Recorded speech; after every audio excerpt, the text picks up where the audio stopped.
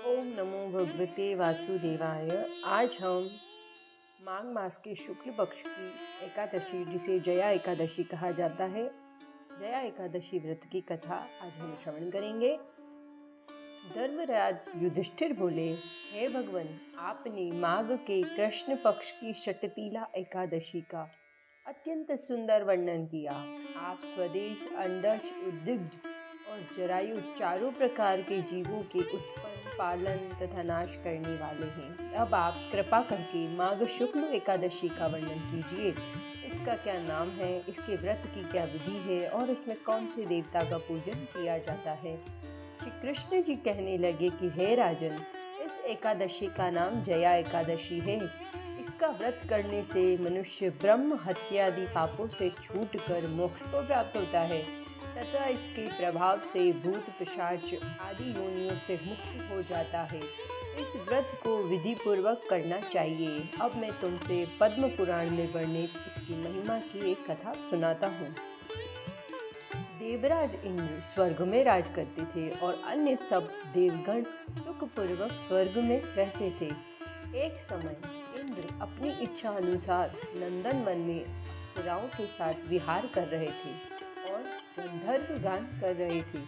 उन गंधर्वों में प्रसिद्ध पुष्पदंत तथा उसकी कन्या पुष्पवती और चित्रसेन तथा उसकी स्त्री मालिनी भी उपस्थित थी। साथ ही मालिनी का पुत्र पुष्पवान और उसका पुत्र माल्यवान भी उपस्थित थे। पुष्पवती गंधर्व कन्या माल्यवान को देखकर उस पर मोहित हो गई। माल्यवान पर काम बाण चलाने लगी। उसने अपने रूप, लावण्य और हाव भाव से माल्यवान को वश में कर लिया।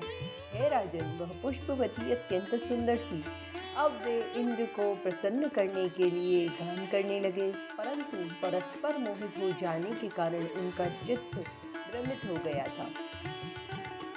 इनके ठीक प्रकार न गाने तथा स्वर ताल ठीक नहीं होने से इंद्र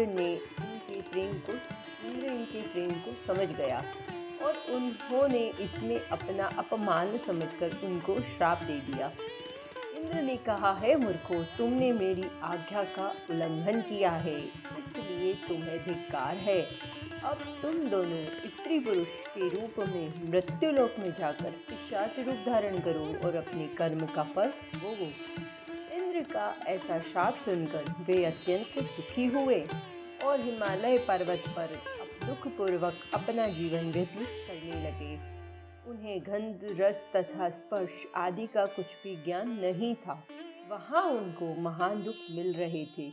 उन्हें एक क्षण के लिए भी निद्रा नहीं आती थी। उस जगह अत्यंत शीत था, इससे उनके रोंगटे खड़े रहते और मारे शीर के दांत बजते रहते। एक दिन पिशाच ने अपनी स्त्री से कहा कि पिछले जन्म में हमने ऐसे कौन से पाप किए थे जिससे हमको यह दुखदायी पिशाच योनि प्राप्त हुई है। इस पिशाच योनि से तो नरक के दुख सहना ही उत्तम है, अतः हमें अब किसी प्रकार का पाप नहीं करना चाहिए। इस प्रकार विचार करते हुए वे अपने दिन व्यतीत कर रहे थे। दैव्य योग से तभी माघ मास के शुक्ल पक्ष की जया नामक एकादशी आई। उस दिन उन्होंने कुछ भी भोजन नहीं किया और न कोई पाप कर्म ही किया, केवल फल फूल खाकर ही दिन व्यतीत किया। सायंकाल के समय महान दुख से पीपल के वृक्ष के नीचे बैठ गए। उस समय सूर्य भगवान अस्त हो रहे थे। उस रात को अत्यंत ठंड थी, इस कारण वे दोनों शीत के मारे अति दुखी होकर मृतक के समान आपस में चिपटे हुए पड़े रहे। उस रात्रि को उनको निंद्रा भी नहीं आई।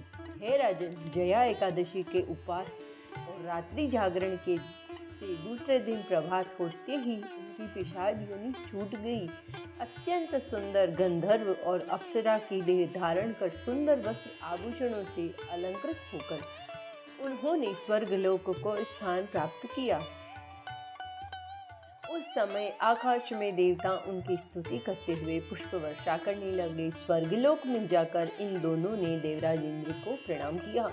इंद्र इनको पहले रूप में देखकर अत्यंत आश्चर्यचकित हुआ और पूछने लगा कि तुमने अपनी पिशाच योनि से किस तरह छुटकारा पाया, सो बतलाओ। माल्यवान बोले कि हे देवेंद्र, भगवान विष्णु की कृपा और जया एकादशी के व्रत के प्रभाव से ही हमारी पिशाच देही छूटी है। तब इंद्र बोले कि हे माल्यवान, भगवान की कृपा और एकादशी का व्रत करने से न केवल तुम्हारी पिशाच योनि छूट गई, वरन हम लोगों के भी वंदनीय हो गए, क्योंकि विष्णु और शिव के भक्त हम लोगों के वंदनीय है। अतः आप धन्य है। अब आप पुष्पवती के साथ जाकर विहार करो। श्री कृष्ण कहने लगे कि हे राजन, इस जया एकादशी के व्रत से बुरी योनि छूट जाती है।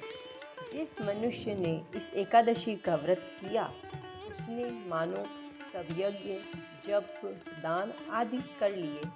जो मनुष्य जया एकादशी का व्रत करते हैं, वे अवश्य ही 1000 वर्ष तक स्वर्ग में वास करते हैं।